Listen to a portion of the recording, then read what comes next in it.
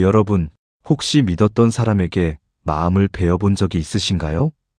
가장 가까운 곳에서 나를 가장 잘 안다고 생각했던 사람이 오히려 나의 약점을 쥐고 흔들 때 느껴지는 그 서늘한 공포와 배신감을 경험해 보신 적이 있으십니까? 우리는 살아가면서 수많은 관계를 맺습니다. 그 중에는 평생을 함께할 귀한 인연도 있지만 나의 진심을 이용하고 앞에서는 선한 미소를 짓다가도 뒤돌아서면 차가운 칼날을 겨누는 사람들도 반드시 존재합니다. 그 칼날은 예고 없이 날아들기에 더욱 아프고 가까운 거리에서 찔러오기에 피할 수도 없습니다. 세상에서 가장 무서운 것은 귀신도 아니요, 천재지변도 아닙니다. 바로 웃는 얼굴 뒤에 감춰진 사람의 검은 속내입니다. 조선 후기 최고의 실학자이자 사상가였던 다산 정약용 선생은 누구보다 파란만장한 인간관계를 겪었던 인물입니다. 당대 최고의 천재로 칭송받으며 왕의 총애를 한몸에 받았으나 하루아침에 역적으로 몰려 18년이라는 긴 세월 동안 유배 생활을 해야만 했습니다. 가장 화려했던 권력의 정점에서 가장 비참한 유배지의 밑바닥으로 떨어졌을 때 정약용 선생은 뼈저리게 목격했습니다. 자신에게 굽신거리고 아부하던 수많은 사람들이 자신의 몰락과 동시에 어떻게 등을 돌리고 비수를 꽂는지 말입니다. 그는 그 고독한 유배지인 강진의 다산초당에서 사람의 본성에 대해 깊이 파고들었고 자식들과 제자들에게 사람을 보는 눈을 기르라며 수많은 글을 남겼습니다. 오늘 우리는 정약용 선생의 날카로운 통찰을 빌려 곁에서 웃으면서 뒤로는 칼을 꽂는 교활한 사람의 특징을 낱낱이 파헤쳐 보고자 합니다.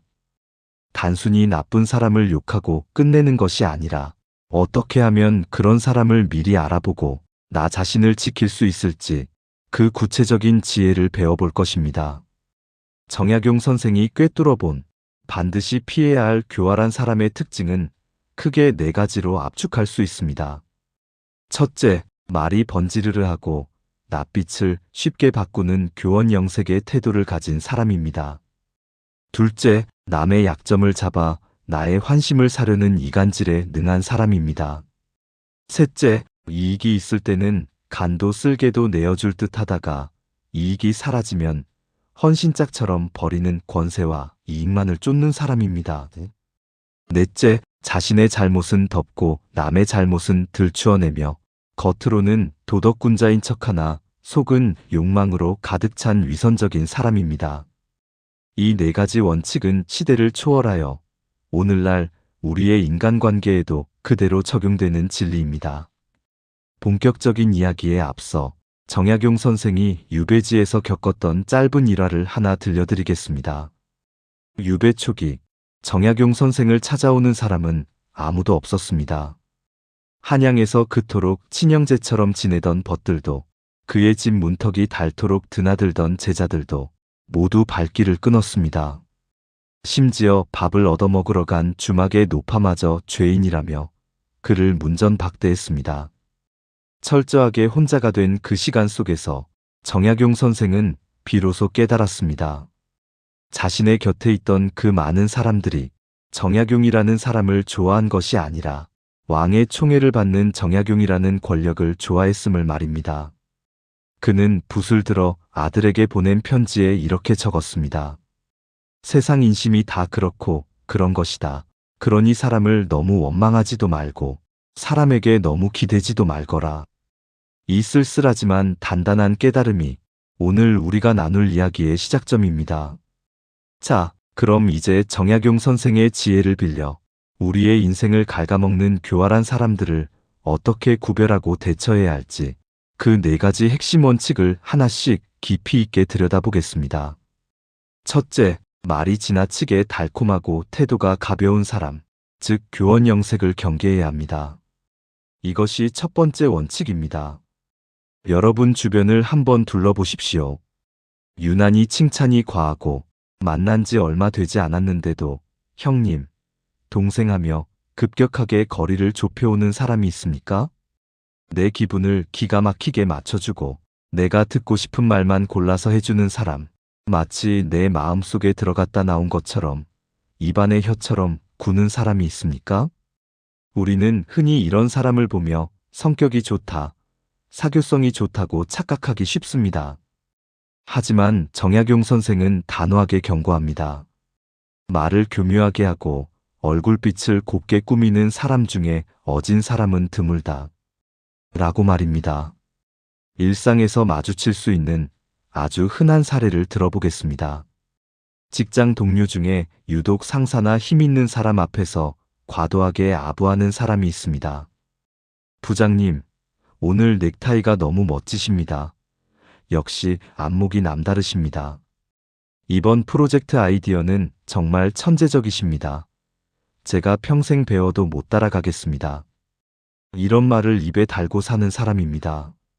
동료인 당신에게도 마찬가지입니다. 김 대리님, 진짜 일 잘하시네요. 저는 언제쯤 김 대리님 반이라도 따라갈까요? 처음에는 그 말이 듣기 좋습니다. 인정받는 기분이 들고 나를 알아주는 좋은 사람이라는 생각이 듭니다.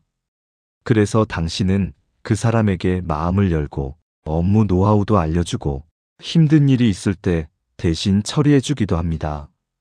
하지만 결정적인 순간, 예를 들어 당신이 실수하여 책임을 져야 할 상황이 오거나 승진 경쟁을 해야 할 순간이 오면 그 입안에 혀가 떤 사람은 순식간에 돌변합니다. 당신의 실수를 상사에게 가장 먼저 보고하거나 자신이 했던 칭찬은 온데간데 없이 당신의 무능함을 지적하며 자신을 돋보이게 만듭니다. 그때서야 당신은 깨닫습니다. 그 달콤했던 칭찬들은 당신을 이용하기 위한 미끼였을 뿐임을 말입니다. 정약용 선생은 이러한 사람들의 심리를 정확하게 꿰뚫어 보았습니다. 그는 말씀하셨습니다. 칭찬이 과한 사람은 반드시 그 대가를 바란다. 근거 없는 칭찬은 비수와 같아서 듣는 순간에는 기분이 좋으나 결국은 내 몸을 찌르게 된다. 교활한 사람들은 상대방의 인정 욕구를 먹잇감으로 삼습니다. 사람은 누구나 칭찬받고 싶고 사랑받고 싶고 중요한 사람으로 대접받고 싶은 욕망이 있습니다. 교활한 자들은 바로 이 틈을 파고듭니다. 그들은 돈 한 푼 들이지 않고 말이라는 가장 값싼 도구를 사용하여 당신의 환심을 삽니다. 그리고 당신이 그 달콤함에 취해 경계심을 허무는 순간 원하는 것을 취하고는 가차없이 등을 돌립니다. 왜 이것이 문제가 될까요?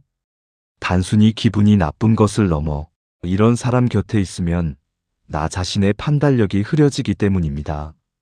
나에게 쓴소리를 해주는 진정한 조언자는 멀리하게 되고 듣기 좋은 소리만 하는 간신배들로 주의를 채우게 됩니다. 정약용 선생은 유배지에서 자식들에게 이렇게 당부했습니다.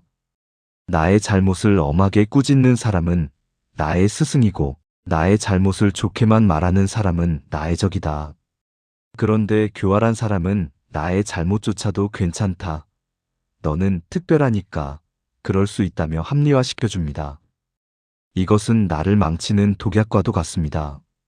나를 성장시키기는커녕 자만심에 빠져 현실을 직시하지 못하게 만들기 때문입니다. 그렇다면 이런 교원 영색하는 사람을 어떻게 대처해야 할까요? 정약용 선생의 지혜를 현대적으로 적용해 보겠습니다. 가장 확실한 방법은 그들의 말이 아닌 행동을 보는 것입니다. 말은 꾸밀 수 있어도 행동은 그 사람의 본질을 드러내기 마련입니다. 그가 나에게 쏟아붓는 칭찬만큼 실제로 나를 위해 희생하거나 배려하는 행동을 하는지 관찰해 보십시오. 나에게 듣기 좋은 말을 하는 그 입이 다른 사람에게는 어떻게 말하는지 유심히 지켜보십시오. 아마 10중 8구 당신 앞에서 웃으며 칭찬하던 그 입으로 다른 사람 앞에서는 또 다른 누군가를 칭찬하며 이익을 챙기고 있을 것입니다. 또한 지나친 칭찬을 들었을 때는 기분 좋아하기보다 한 발 물러서서 의심해 보아야 합니다. 이 사람이 왜 나에게 이렇게까지 과한 칭찬을 할까? 이 칭찬 뒤에 숨겨진 의도는 무엇일까? 라고 스스로에게 질문을 던져야 합니다.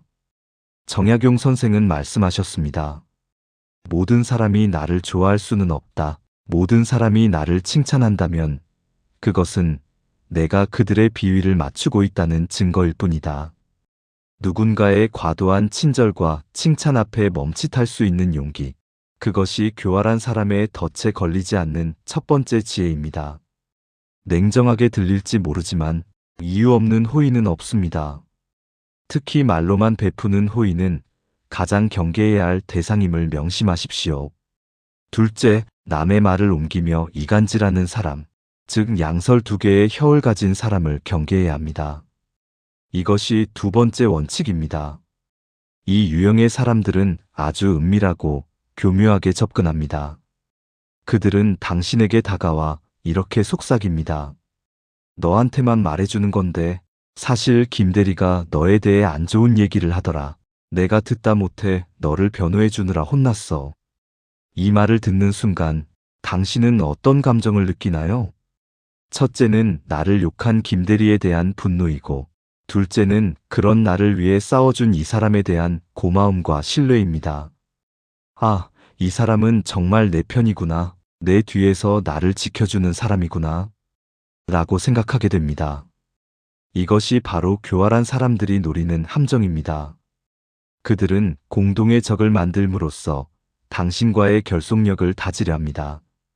남을 깎아내림으로써 자신을 당신과 같은 편으로 포장하는 것입니다. 하지만 정약용 선생은 이에 대해 서리빨 같은 경고를 남겼습니다. 남의 허물을 너에게 전하는 사람은 반드시 너의 허물도 남에게 전할 사람이다. 이것은 만고불변의 진리입니다. 당신 앞에서 다른 사람의 비밀을 털어놓고 다른 사람의 험담을 늘어놓는 사람은 당신이 없는 자리에서는 당신의 비밀을 안주 삼아 씹고 뜯을 사람입니다. 그들에게 비밀이란 지켜야 할 약속이 아니라 사람들의 환심을 사기 위해 뿌리는 미끼에 불과합니다. 그들은 이쪽에서는 저쪽 말을 하고 저쪽에서는 이쪽 말을 하며 사람 사이를 끊어놓고 그 사이에서 자신의 영향력을 키우려 합니다. 구체적인 사례를 들어보겠습니다. 오랜 친구 모임에서 유독 정보통 역할을 자처하는 친구가 있습니다. A가 없을 때는 A가 요즘 돈 좀 벌더니 사람이 변했어라고 B에게 말하고, B가 없을 때는 B가 너를 좀 무시하는 것 같더라며 A에게 말합니다. 이 친구는 겉보기에는 모든 친구와 친하고 모든 소식에 정통한 마당발처럼 보입니다. 하지만 결과적으로 이 친구가 개입된 관계들은 서서히 금이 가고 서로를 오해하고 미워하게 됩니다. 정작 이간질을 한 당사자는 그 혼란 속에서 내가 중간에서 화해시키느라 힘들다며 착한 척을 합니다.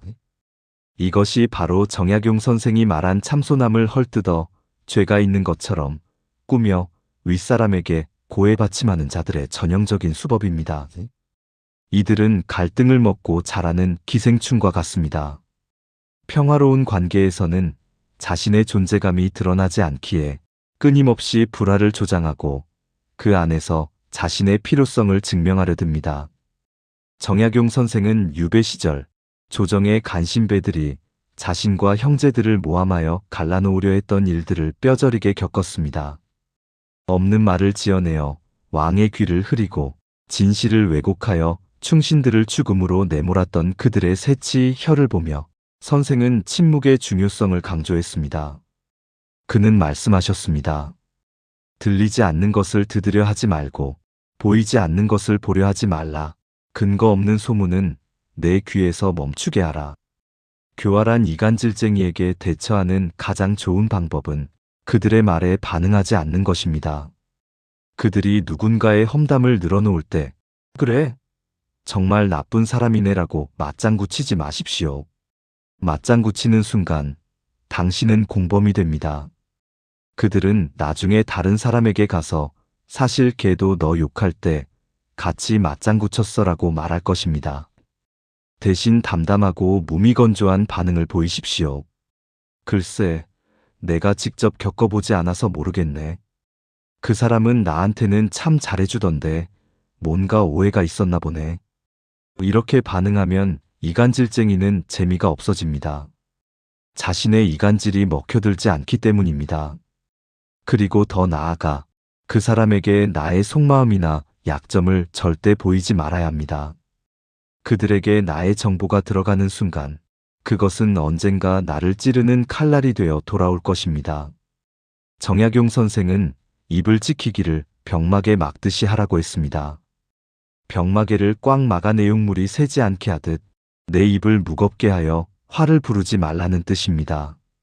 남의 말을 옮기는 사람 앞에서는 귀를 닫고 입을 닫는 것, 그것이 험담과 모함의 진흙탕 속에서 나를 깨끗하게 지키는 유일한 길입니다. 셋째, 권세와 이익에 따라 태도가 180도 바뀌는 기회주의적인 사람을 경계해야 합니다. 이것이 세 번째 원칙입니다. 인생이 항상 따뜻한 봄날일 수는 없습니다. 때로는 차가운 겨울바람이 불어오고 모든 것을 잃은 듯한 절망적인 순간이 찾아오기도 합니다. 진정한 사람은 바로 이 겨울에 드러납니다. 정약용 선생은 말씀하셨습니다. 권세와 이익을 보고 모여든 자들은 권세와 이익이 닿으면 흩어지기 마련이다. 이것은 인간관계의 냉혹한 현실을 보여주는 명언입니다. 현실적인 상황을 예로 들어보겠습니다. 당신이 사업에 성공해서 돈을 잘 벌고 사회적으로 지위가 높았을 때를 생각해 봅시다. 주변에 사람들이 끊이지 않았을 것입니다. 술 한잔 사겠다는 사람, 골프 한번 치자는 사람, 형님 동생 하며 따르는 사람들이 구름처럼 몰려들었을 것입니다.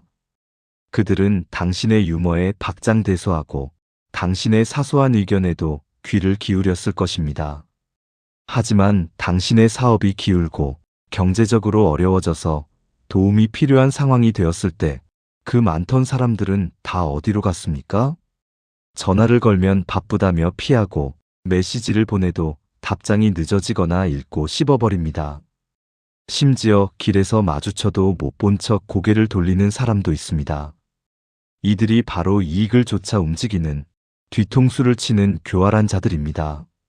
정약용 선생은 유배를 떠나던 날 자신을 배웅하러 나온 사람이 거의 없음을 보고 한탄하지 않았습니다. 오히려 담담하게 받아들였습니다.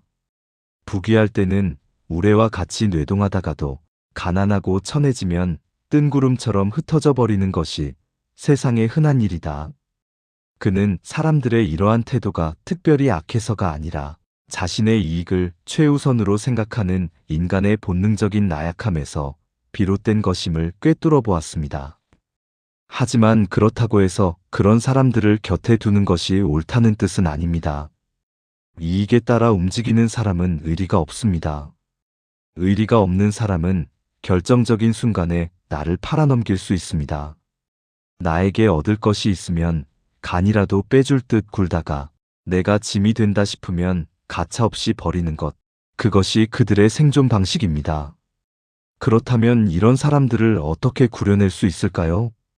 정약용 선생의 지혜를 빌리자면 내가 작아졌을 때 곁에 남는 사람을 보아야 합니다. 일부러 나의 약한 모습을 보여주거나 작은 부탁을 거절해보는 것도 방법입니다. 평소에 밥을 잘 사던 당신이 요즘 사정이 좀 어려워서 그러는데 이번엔 네가 좀 사줄 수 있어? 라고 말했을 때 그 사람의 표정이 어떻게 변하는지 살펴보십시오. 정색하며 핑계를 대거나 은근히 무시하는 태도를 보인다면 그는 당신이라는 사람이 아니라 당신의 돈과 친하게 지냈던 것입니다. 반면 그래? 힘든 일이 있어? 내가 도울 건 없어? 라고 진심으로 걱정해주는 사람이라면 그는 당신의 인생에 남겨두어야 할 귀한 사람입니다. 정약용 선생은 아들에게 보낸 편지에서 도덕적 사귐을 강조했습니다. 이익으로 맺어진 관계는 이익이 닿으면 깨지지만 마음과 뜻으로 맺어진 관계는 시련 속에서 더욱 단단해진다는 것입니다. 지금 당신의 곁에 있는 사람들 중 당신이 가진 배경을 다 떼어내고 오직 나라는 사람 자체를 존중해주는 사람이 몇 명이나 되는지 세어보십시오. 숫자가 적다고 실망할 필요는 없습니다. 정약용 선생도 유배지에서 그 많던 인맥이 다 끊어지고 나서야 비로소 자신을 진정으로 아껴주는 소수의 사람들과 깊이 있는 교류를 할 수 있었습니다. 그때 맺은 인연들이 오히려 그의 학문을 완성하는데 큰 힘이 되었습니다. 가짜 친구 100명보다 어려울 때 손 내밀어주는 진짜 친구 한 명이 낫습니다.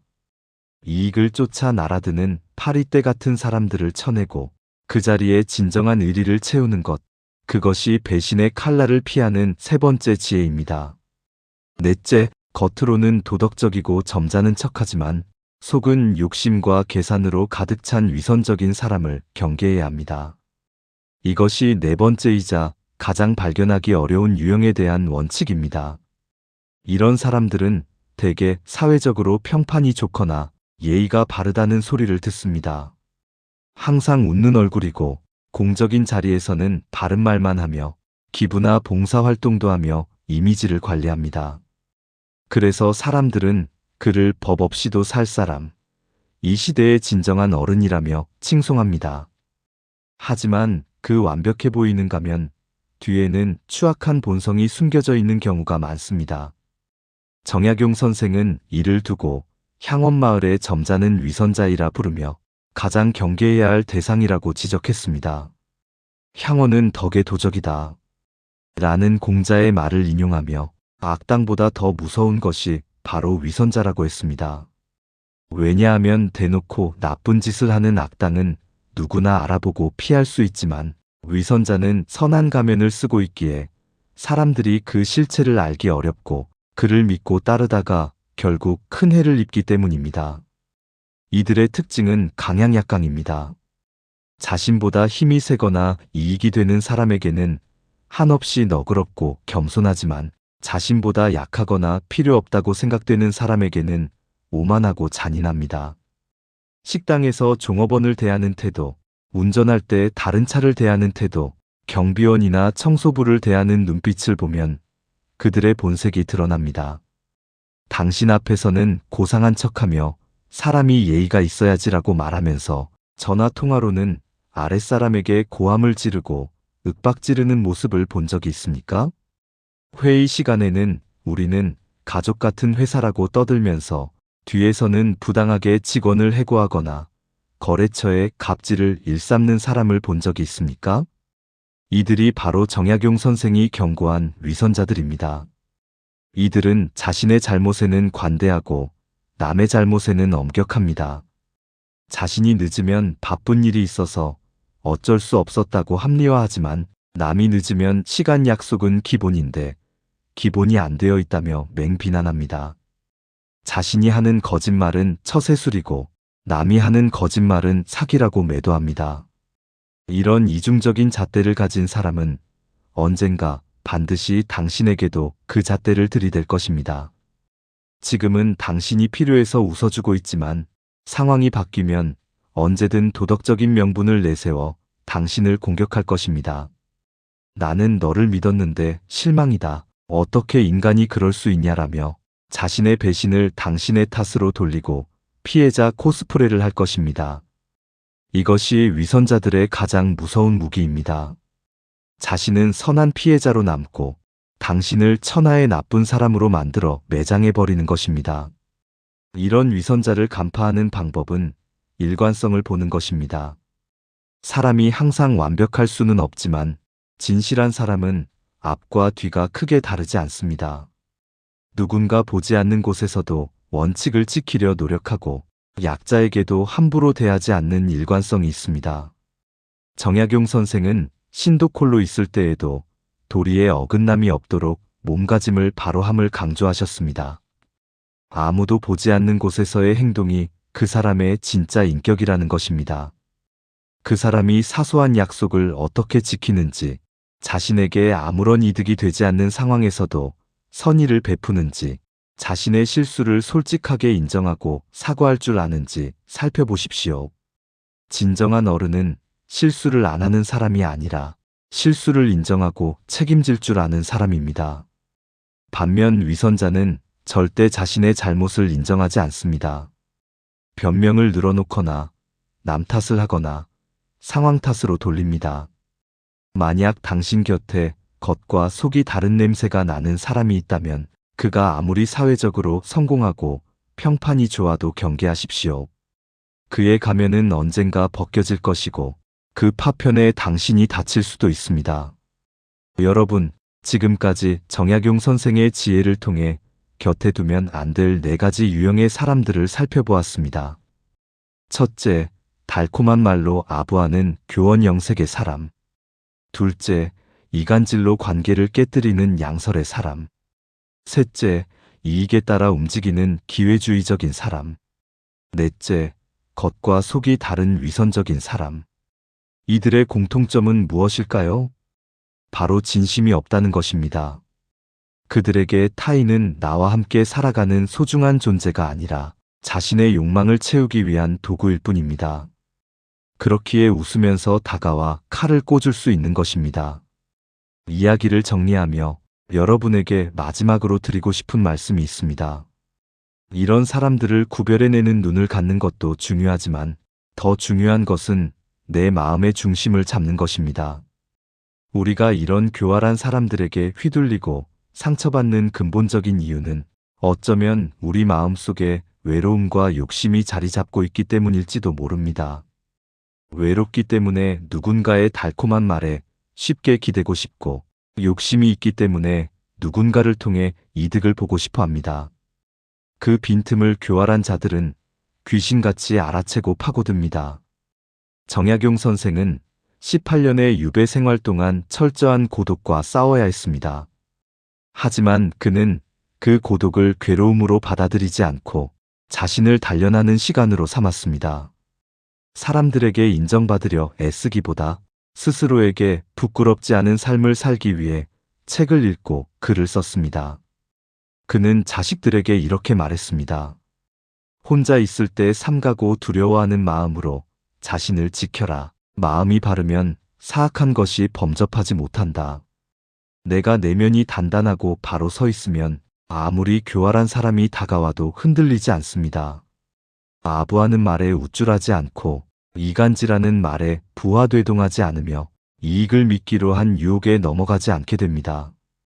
오히려 나의 단호하고 맑은 기운에 눌려 교활한 자들이 스스로 물러나게 될 것입니다.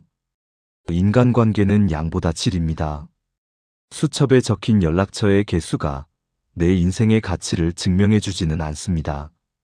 100명의 가짜 친구보다 나의 침묵마저 이해해주는 한 명의 진정한 벗이, 아니, 그조차 없다면 차라리 당당한 고독이 낫습니다. 나쁜 인연을 끊어내는 것을 두려워하지 마십시오. 썩은 가지를 쳐내야 새순이 돋아나고 탁한 물을 비워내야 맑은 물을 채울 수 있습니다. 웃는 얼굴 뒤에 칼을 숨긴 사람들로 인해 흘린 눈물은 이제 닦으십시오. 그들은 당신의 인생에서 지나가는 비바람이었을 뿐입니다. 이제는 그 비바람을 뚫고 더 단단하고 지혜로운 나로 거듭날 시간입니다. 오늘 정약용 선생의 서늘하지만 따뜻한 가르침이 여러분의 인간관계에 해안을 주는 등불이 되었기를 바랍니다. 사람 때문에 아팠던 마음이 조금이나마 치유되고 앞으로는 사람을 보는 맑은 눈을 가지고 진심을 나눌 수 있는 귀한 인연들로 여러분의 삶이 채워지기를 진심으로 기원합니다. 오늘 들려드린 이야기가 여러분의 삶을 지키는 단단한 방패가 되었다면 구독과 좋아요를 눌러주십시오. 여러분의 작은 관심이 더 깊은 지혜를 길어올리는 큰 힘이 됩니다. 평온하고 지혜로운 하루 보내십시오. 감사합니다. 감사합니다. 지혜의 숲이었습니다.